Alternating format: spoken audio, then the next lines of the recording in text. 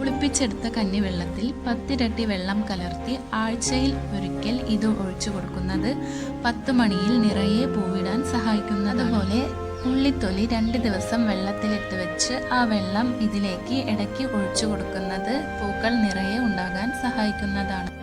നമ്മൾ വളരെ നിസ്സാരമായി കാണുന്ന ഒരു ചെടിയാണല്ലേ 10 മണി ചെടി. എന്നാൽ ഈ ചെടിയിൽ നിറയെ പൂവിട്ടത് കാണുമ്പോൾ മറ്റേത് ചെടികളെക്കാളും ഭംഗി തോന്നുന്ന ഒരു ചെടിയാണ് 10 മണി. വെറുതെ മണ്ണിലൊന്ന് നട്ടുവെച്ചാൽ തന്നെ ഇത് മതി. പിന്നെ നല്ല സൂര്യപ്രകാശവും തട്ടണം എന്നേ ഉള്ളൂ. ഇപ്പോൾ അലങ്കാരത്തിന് കൂടുതലായി വീടുകളിലൊക്കെ യൂസ് ചെയ്യുന്നുണ്ട്. ആ ലോക്ക്ഡൗൺ സമയത്തൊക്കെ ഇതൊരു ട്രെൻഡിങ് ആയി മാറിയിരുന്നു.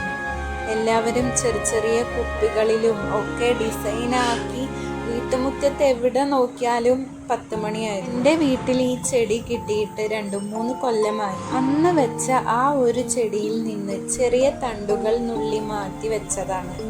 എനിക്കെന്തോ ഈ 10 മണി ചെടികൾ റോസാപ്പൂവിനെക്കാളും ഭംഗി തോന്നും. റോസാപ്പൂവിനെക്കാളും പരിചരണം കുറവ് മാത്രം മതി. 10 മണി ചെടികൾ തനിയെ വളരും. ഇതുപോലെ ചെറിയ രീതിയിലൊക്കെ ഒന്ന് പരിപാലിച്ചാൽ നിങ്ങൾക്കും ഇതുപോലെ വീട്ടുമുറ്റം നിറയെ 10 മണി പൂക്കൾ കൊണ്ട് നിറയ്ക്കാം. ഇതുപോലുള്ള ഗാർഡൻ വിശേഷങ്ങൾക്കായി നമ്മുടെ ഈ ചാനൽ സബ്സ്ക്രൈബ് ചെയ്യാൻ മറക്കല്ലേ.